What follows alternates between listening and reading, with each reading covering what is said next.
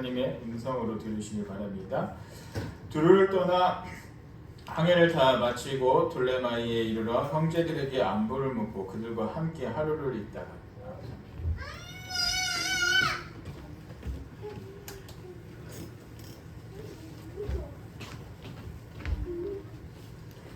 이튿날 떠나 가이사랴에 이르러 7 집사 중 하나인 전도자 빌립의 집에 들어가서 머무르니라. 그에게 딸 셋이 있으니 처녀로 예언하는 자라. 여러 날 머물러 있더니 아가보라 하는 한 선지자가 유대로부터 내려와 우리에게 와서 바울의 띠를 가져다가 자기 수족을 잡아매고 말하기를 성령이 말씀하시되 예루살렘에서 이방인들이 이같이 띠 임자를 결박하여 이방인의 손에 넘겨주리라 하거늘 우리가 그 말을 듣고 그곳 사람들과 더불어 바울에게 예루살렘으로 올라가지 말라 권하니 바울이 대답하되 여러분이 어찌하여 울어 내 마음을 상하게 하느냐. 나는 주 예수의 이름을 위하여 결박당할 뿐 아니라 예루살렘에서 죽을 것도 각오하노라 하니 그가 권함을 받지 아니하므로 우리가 주의 뜻대로 이루어지이다 하고 그쳤노라. 아멘.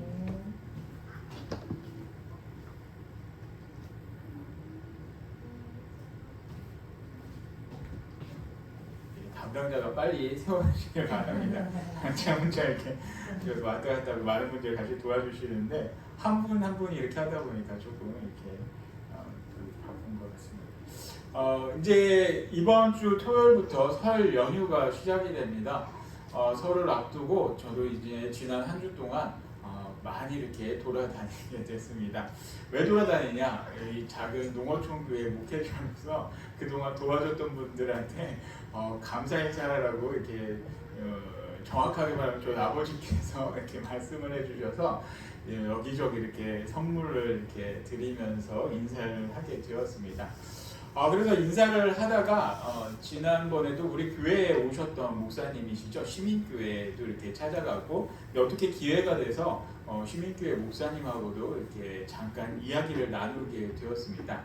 근데 이 목사님께서 이제 뭐 잘 아시다시피 그때도 말씀하셨지만 저희 아버지 목사님하고 이렇게 친분이 좀 있으셨다 보니까 저한테 이제 편하게 이런저런 말씀을 해주시면서 이제 그런 말씀을 해주셨습니다.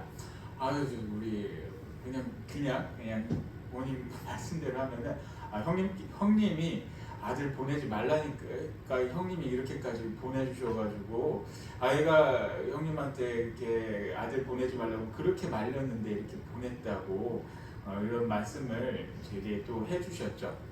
그리고서 이제 좋은 조언들 또 이렇게 참 많이 이렇게 듣고 왔습니다. 그런데 그 말을 듣다가 이제 저도 정리를 해야 될 필요가 있다 생각이 드는데 그 자리에서는 이야기를 하지 않았지만 사실 이 교회에 오겠다고 한 거는 저의 의지가 생각보다 컸습니다. 저희 아버지 같은 경우도 이제 이 도시에서 잘 있는데 굳이 왜 여기까지 와서 힘들게 있느냐 라면서 조금 많이 말리셨죠. 도시에서 그냥 주는 돈 받고 편하게 살아도 되는데 왜 여기까지 와서 힘들게 살아야 돼. 그냥 거기서 버텨. 거기서 있어. 라고 이렇게 계속 말씀을 하셨는데 이곳에 오겠다고 한 거는 제가 오겠다고 한 겁니다. 왜 그러냐면은 여기 도시교회나 이 농어촌 교회나 어떻게 보면은 매한가지로 교회가 뭐 사회도 힘들지만 어려운 거는 다 비슷하고 이제 제가 그 대전에 있을 때 그 성도님들 좀 젊은 분들 빠지고 하면 전화를 드려요. 전화를 드리면은 이분들이 어디에 갔냐면은 이제 놀러 가시는 분들이 참 많이 계세요. 어디 이렇게 경치 좋고 전망 좋은데 이렇게 다니시면서 이렇게 빠지셨죠. 그게 이제 정점을 찍은 게 바로 코로나 이후에 이게 더 심해졌습니다. 그때 이제 제가 생각이 든 거는 이렇게 좀 차라리 농어촌에 경치 좋고 자연 좋은 데에서 소박하게 목회를 하는 것도 괜찮겠다라는 그런 생각이 저에게는 있었습니다. 그리고 그때 이제 대전에서도 유성이 나름 이제 번화가였는데 저희 그 사택 근처에 있던 그 교회가 공주 가는 길에 그 외지로 이렇게 크게 해서 옮기게 됐죠. 그 교회는 전원도 좋고 많은 교인들이 이렇게 몰려서 예배를 드리고 교회에 이제 축구장도 넓게 있는 그런 교회가 됐습니다. 그리고 또 어떤 교회가 있었냐면은 이제 이제 이 교회는 대전에서 약간 이제 번화가 쪽에 있었던 한 교회였는데 이 교회가 이름이 이제 함께하는 교회라고 이 교회 목사님 아버지도 굉장히 유명한 목사님이세요. 세계 침례 그 연합회 회장이셨던 김정환 목사님 아들이 그쪽에서 목회를 하시다가 한밭대로 이전을 했습니다. 한밭대 앞으로 해서 함께하는 교회로 크게 이렇게 이전을 했죠. 근데 이전했을 때 당시는 여기가 그렇게 발전이 되지 않았을 때인데 그러다 보니까 이 교회도 축구장이 굉장히 큰 축구장이 있습니다. 아이들이 뛰어놀 수 있는 공간이 있고 또 거기서 차를 마실 공간이 있는 그런 예쁜 교회가 그곳에 있었죠. 그래서 이런 모습들을 볼 때 정말 농어촌에서 경치 좋고 이렇게 예쁜 곳에서 작게 목회를 하는 것도 참 좋겠다 생각을 했습니다. 물론 경제적인 거나 아이들 교육 뭐 거기서 어려움은 있지만 아이들도 뭐 학교에서 많이 이렇게 혜택이 있기 때문에 아직까지는 그 큰 어려움은 없는 것 같습니다. 그래서 이런저런 그런 고민 끝에 이곳 농촌이 도시보다 더 좋겠다라는 그런 결심이 있어서 이곳에 오게 됐죠. 사실 읍 쪽으로 가도 이런 애매한 곳보다는 아주 자연이 좋은 이곳이 더 좋다는 생각에 정말 이곳에서 목회를 해야겠다라는 그런 결심으로 이곳에 왔습니다. 그리고서 이곳에 왔을 때 이제 현실적인 괴리감도 조금 있었지만 그래도 이제 1년을 지나면서 한 가지 만들어가면 좋겠다 생각이 드는 게 제가 쭉 돌아다니면서 한 가지 든 생각은 우리 교회가 기도원 같은 그런 교회가 되었으면 좋겠다는 그런 생각을 하게 됐죠. 강원도 태백에 이제 대천덕 신부님이라는 분이 세운 예수원이라는 그 기도 공동체가 있습니다. 그곳에는 정말 많은 사람들이 자신의 일상을 뒤로하고 이곳에 와서 정말 판잣집 같은 데에서 기도하고 생활을 하는 그런 공동체가 형성이 됐죠. 그래서 우리 교회도 그렇게 만들면은 괜찮겠구나라는 그런 생각을 한 번 더 해보게 됩니다.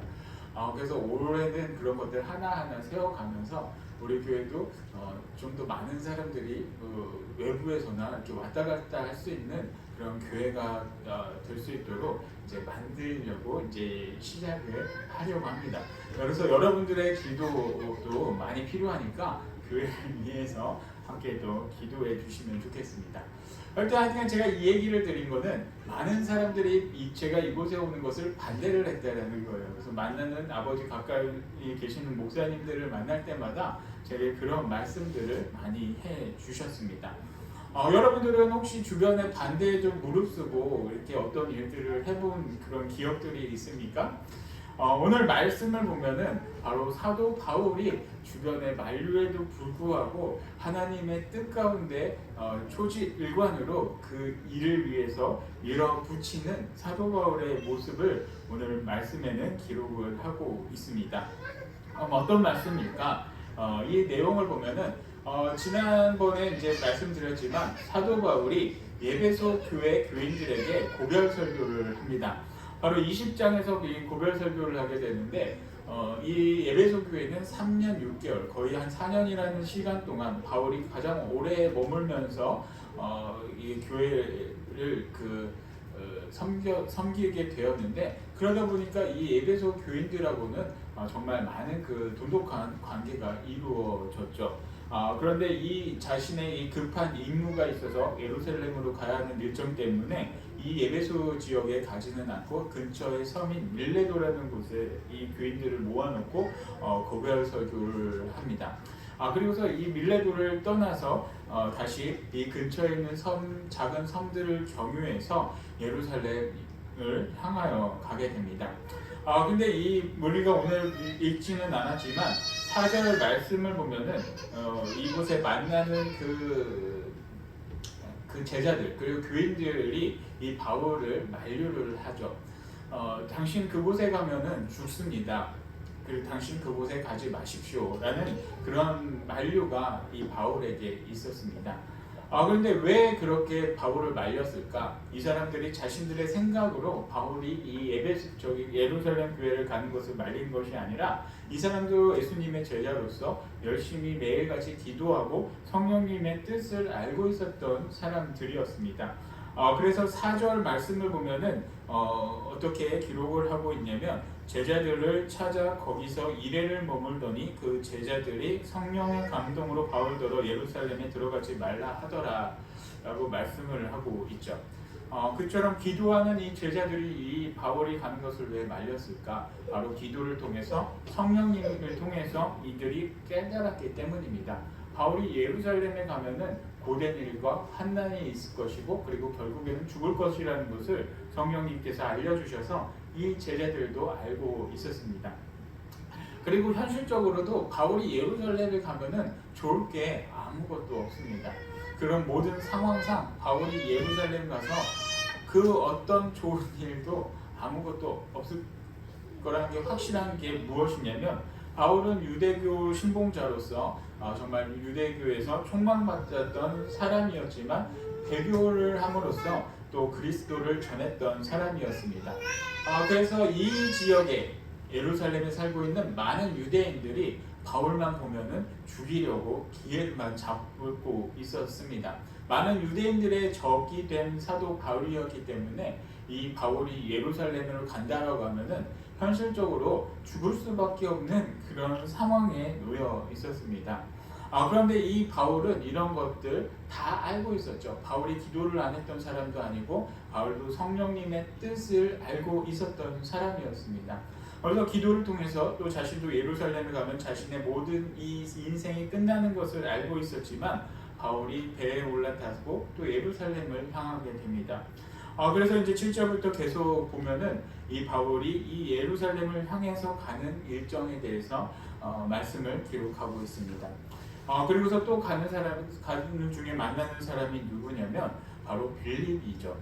이 빌립이라는 사람이 누구였냐면 바로 우리가 사도행전 앞에서 보았던 7명의 집사라고 나오죠. 그 중에 한 명이 이 빌립이라는 사람인데 이 사람의 그 4명의 딸이 있었습니다. 이 사람이 이 4딸들이 다 기도함으로써 하나님의 그런 예언을 하고 있었던 사람들이죠. 근데 이러한 사람들의 예언을 통해서도 하는 것이 무엇이냐면 바울이 그 예루살렘을 향해서 들어가게 되면은 죽는다였습니다.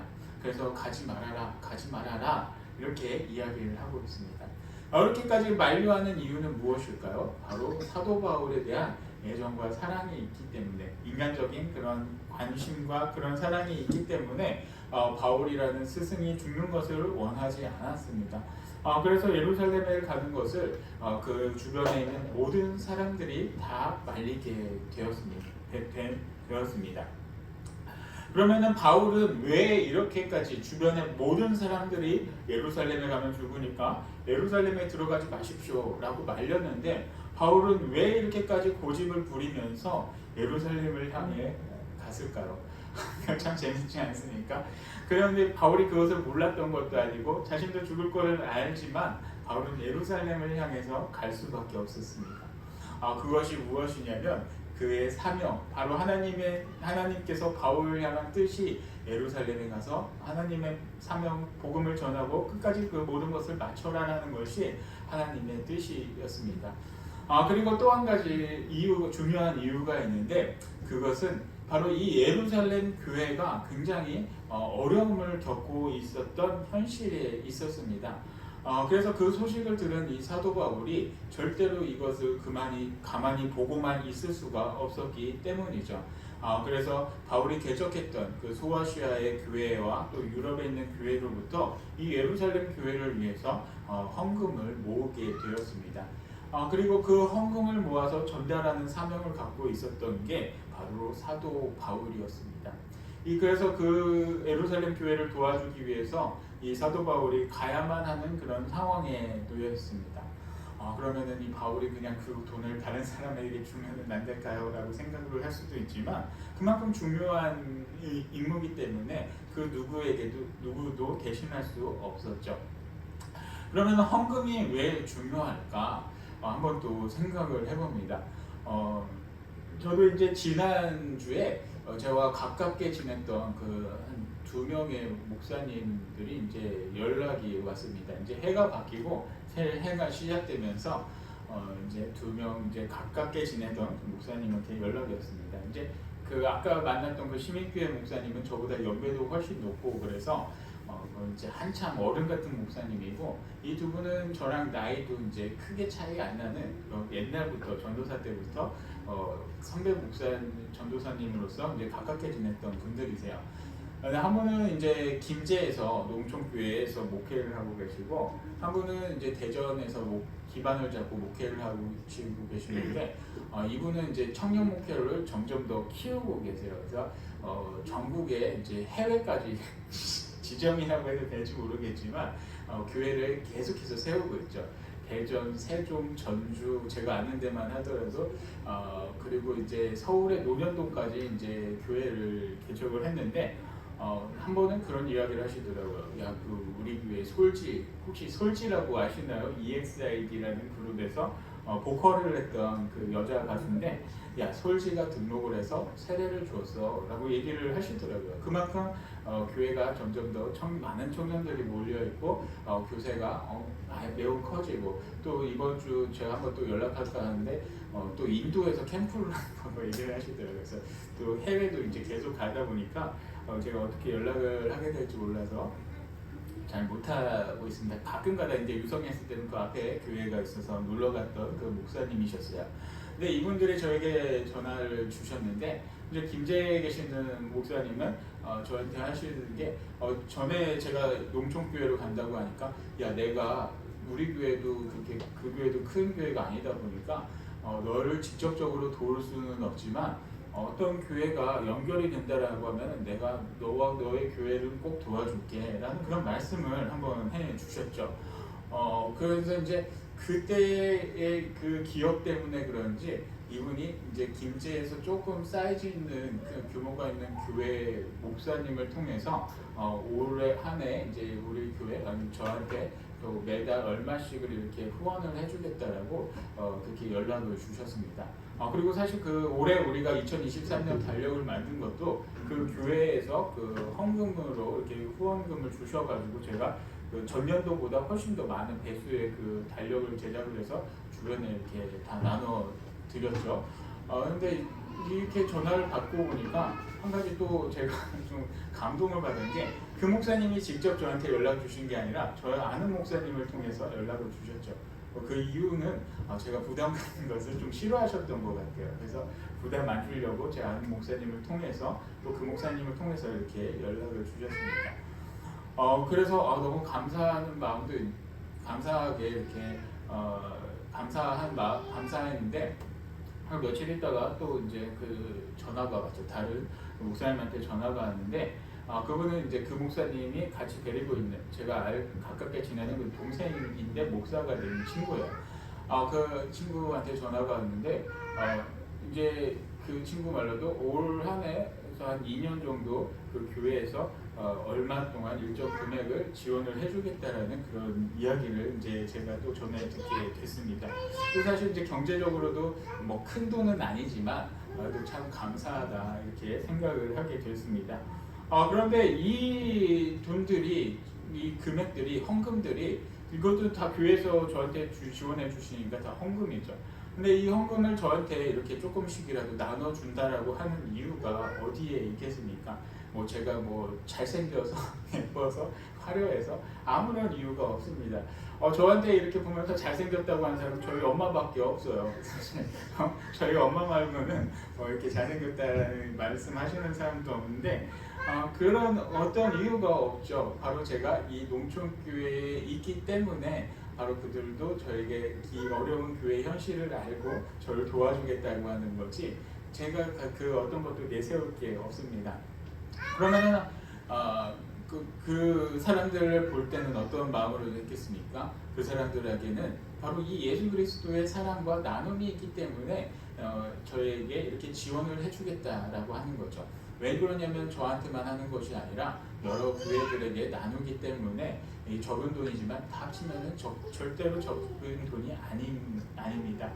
당신들이 하다물며 밥 한 끼라도 사 먹을 돈을 좋은 옷을 입을 수도 있는 것을 저한테 나눠주는 그런 헌금이기 때문입니다. 그러면 이 헌금은 왜 또 귀할까? 제가 이제 성도님들 입장에서도 이렇게 생각을 해보면은 어떻습니까? 정말로 열심히 일을 해서 정말 힘들게 번 돈을 갖다가 교회에 이렇게 드리는 것이죠. 예전에 한번 그런 일들이 있었습니다. 제가 예전에 있을 때 이 집사님 부부가 있었는데 교회에 정말로 헌신적인 분들이셨어요. 그때 당시 여자 집사님이 한 40 정도 됐고 남자 집사님은 40 중반 정도 이렇게 되셨던 분인데 이 가정에는 그 여자 딸아이가 둘이 있었어요. 그때 당시 이 딸들이 유치부에 다녔던 그런 아이들이었습니다. 그리고 그러다 보니까 이 엄마 때는 여자 집사님은 유치부에 아이들을 데리고 이렇게 유치부를 섬겼고 아빠 되는 남자 집사님은 고등부를 이렇게 섬기고 있었죠. 근데 이 여자 집사님이 저에게 어느 날 그런 말씀을 하셨어요. 목사님, 사람들이 저 보면은 목회자 사모인 줄 알아요. 그래서 왜 그래요? 그랬더니 아이씨, 우리 애 한 명 없고 애 한 명 손에 잡고 맨날 유치부 갔는데 남편이라는 사람은 고등부에서 예배 드리고 나오지 않으니까 혼자 애 둘 데리고 계속 거기 있으니까 다른 사람이 적을 때 남편이 목사님인가 그래서 다 새로운 사람들은 자신을 그렇게 본다라는 그런 이야기를 했습니다. 그런데 이 집사님이 또 한 번 이야기를 하는 것이 무엇이냐면 이제 남편이랑 한번 이렇게 논쟁을 벌였다라는 거예요. 한번 크게 싸웠다는데 그 이유가 무엇이냐면 남편이 11조 헌금을 하는데 세금 전후로 한다는 거예요. 자신이 생각할 때는 세금 후 실수령액으로 이 11조를 해야 되는데 남편이 세금 떼기 전 액수로 헌금을 한다는 거예요. 11조를. 그래서 이 여자 집사님이 하는 말이 자기가 진짜로 목회자인 줄 아나 왜 그렇게 하나. 그래서 한번 이 부부가 이렇게 싸웠다고 이렇게 이야기를 제게 한번 해 주셨습니다. 그래서 여기서 또 한 가지 우리가 고민이 되는 게 헌금을 하고 안 하고를 떠나서 내 거를 남에게 아니면 교회에 이렇게 내놓는다는 것은 정말로 쉬운 일이 아니죠. 그만큼 자신의 이 물질로서 물질을 얻기 위해 많은 노력이 있어야 됐고 피와 땀이 어려야 됐고 그리고 그렇게 정성 어린 그 물질이지만 이것을 또 남에게 또 아니면 교회에 이렇게 내놓는다는 것이 정말 쉬운 일이 아니기 때문입니다. 오늘 말씀에서도 바로 그렇게 귀한 헌금을 모아서 자신들의 피와 땀이 어린 그 헌금들을 모아서 이 어려움을 겪고 있는 예루살렘 교회를 돕기 위해 이것을 바울에게 모아서 주었습니다. 그러니 이 바울이 이 헌금을 갖고 어떻게 허투루쓸 수 있겠습니까? 그리고 이것을 정말 어려움을 겪고 있는 예루살렘 교회에다 전해야 되는 것이 자신이 정말로 큰 사명이었습니다. 자신이 이 물질을 그곳에다 전하지 않는다면은 이 예루살렘 교회는 더 큰 어려움을 겪을 수밖에 없는 그러한 상황에 놓여져 있기 때문에 바울은 정말로 이 물질을 전하는데 그리고 또 하나님의 사명을 위해서 자신의 모든 것이 초점이 맞춰져 있었습니다. 그래서 바울은 오늘 말씀에서 이야기하고 있습니다. 13절 말씀입니다. 바울이 대답하되 여러분이 어찌하여 울어 내 마음을 상하게 하느냐 나는 주 예수의 이름을 위하여 결박당할 뿐 아니라 예루살렘에서 죽을 것도 각오하노라 하니 바로 이렇게 말씀을 하고 있는 거죠. 물질을 전하는 그런 가장 중요한 임무, 많은 교인들에게 준 그 귀한 예물을 이 예루살렘 교회에 꼭 전해줘야 된다는 그런 사명감도 있고 그리고 바울은 자신의 그 사명, 이곳에서 복음을 전해야 하는 그런 사명도 분명히 알고 있었습니다. 그가 이렇게 전하고 또 이렇게 나눌 수 있는 것은 바로 예수 그리스도의 그 사랑이 이 안에 있었기 때문입니다. 그래서 자신을 희생하면서 자신이 죽을 것을 또 알지만 그리고 성도들의 그 피땀 어린 그 물질이 여기에 자기 손에 있다는 것을 바울은 확실히 알았기 때문에 이 사명을 감당할 수밖에 없었다는 것이죠. 그래서 그 결과 어떻게 됐겠습니까? 물론 사도행전에서는 바울의 그 죽음까지도 기록은 하지는 않았지만 나중에 바울이 로마에서 압송돼서 이제 처형을 당하게 되죠. 그렇지만 우리가 한편으로 생각을 해볼 것은 어떤 것이냐면 바울이라는 이 사람에 대해서 우리가 한번 다시금 생각해 봤으면 좋겠습니다. 정말 이 당시에는 정말로 보잘것없고 아무것도 아닌 것 같은 이런 일을 함으로써 자신을 희생했던 사람이 바로 바울이었습니다. 그러나 그는 이 시대 당시 많은 교인들에게 존경을 받았고 많은 사람들이 이 바울을 따랐습니다. 그런데 그 흔적들은 오늘날 우리가 살아가면서도 어렵지 않게 볼 수가 있어요. 왜? 저도 이게 터키를 다니면서 한 가지 큰 깨달음을 얻은 것이 있는데 제가 터키 지방을 다니면서 한 번은 정말 오랜 시간을 버스를 타고 간 적이 있습니다. 그래서 버스를 타고 가면서 그때 당시 지나갔던 데가 어디냐면 코냐라는 곳입니다. 코냐라는 곳이 이 터키의 중심부에 있는 그 지역인데 오늘날 이 성경 지형으로 말하면 바로 이고니온이라는 곳이죠. 이고니온도 어떻습니까? 우리가 성경 사도행전을 통해서 바울의 그 선교 일정을 우리가 보지 않았습니까? 이 이고니온이라는 곳에 가서 바울이 또 전도하고 추방을 당했던 곳이었는데 오늘날 제가 이 지역을 잠깐 지나가다가 한번 그 휴게소 같은데 잠깐 쉬게 됐습니다. 화장실에서 볼일을 보고 또 이렇게 편의점 같은데 매점 같은데 나와서 이렇게 쭉 둘러보는데 손수건 같은 이런 천에 어떤 한 남자의 초상화가 그 안에 새겨져 있었죠. 자세히 이렇게 딱 보니까 정말 깜짝 놀랄 일이 그 사람의 얼굴이 모습은 바로 그 대머리의 한 노인이었습니다. 그 대머리의 노인, 못생긴 노인 누굴까요? 여러분들 오늘 계속해서 사도행전을 보면은 딱 생각나는 그 사람, 바로 사도 바울의 모습이 그 수건 안에 이렇게 새겨져 있었습니다. 그런데 이게 왜 놀라운 일인가 우리가 생각을 해보면 이 터키라는 땅은 기독교 신자가 거의 없는 나라입니다. 왜? 90% 이상이 바로 무슬림들이죠. 그러니까 대부분의 사람들이 이슬람 교도들인데 그리스도인으로서 이때 당시 쫓겨나고 정말 별 볼 일 없이 살았던 사도 바울의 모습을 오늘날에도 그 수건에 새겨놓고 기념품으로 팔고 있습니다.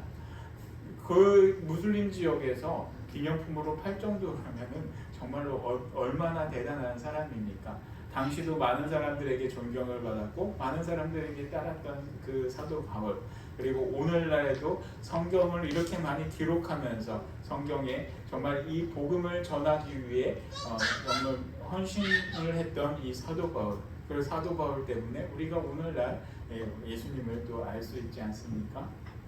그런 사람이 바로 이 사도 바울이었습니다. 그때 당시는 조금 힘들고 고될 수는 있습니다.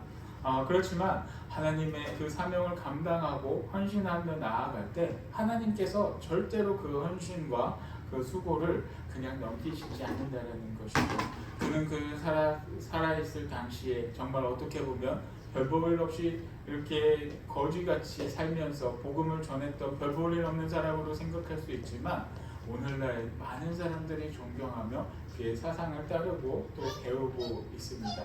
그래서 하나님께서는 이 바울을 그냥 헛되이 보내지 않고 정말로 기억할 수 있는 그런 바울로 만들어 주셨습니다. 여러분들도 오늘 하루를 살아가면서 여러분들 가운데 정말 이런 모습이 있기를 바랍니다. 정말 물질적으로 또 누군가에게 받기만 하는 것이 아니라 서로 예수 그리스도의 사랑으로서 내가 지금 비록 불편할지라도 그 받은 은혜와 받은 사랑을 나누는 그런 모습들이 우리 가운데 있기를 바랍니다. 예수님이 그랬던 것처럼, 바울이 그랬던 것처럼, 그리고 오늘 성경 말씀에 그랬던 것처럼 그런 모습대로 살아가 주십시오. 그런데 때론 그런 사랑과 헌신들이 우리 삶 가운데 불편하게 될 수도 있습니다. 왜냐하면 우리의 삶을 나누는 것이기 때문에 그렇습니다. 그렇지만 그런 모습들 하나님께서 절대로 그냥 지나가지 않습니다. 여러분들을 통해서 아니면 여러분들의 자녀를 통해서 그 모든 은혜들이 분명히 있을 것을 기억하시며 정말 이 말씀대로 살아가는 우리 모든 신촌교회 성도님들이 되기를 축복합니다. 오늘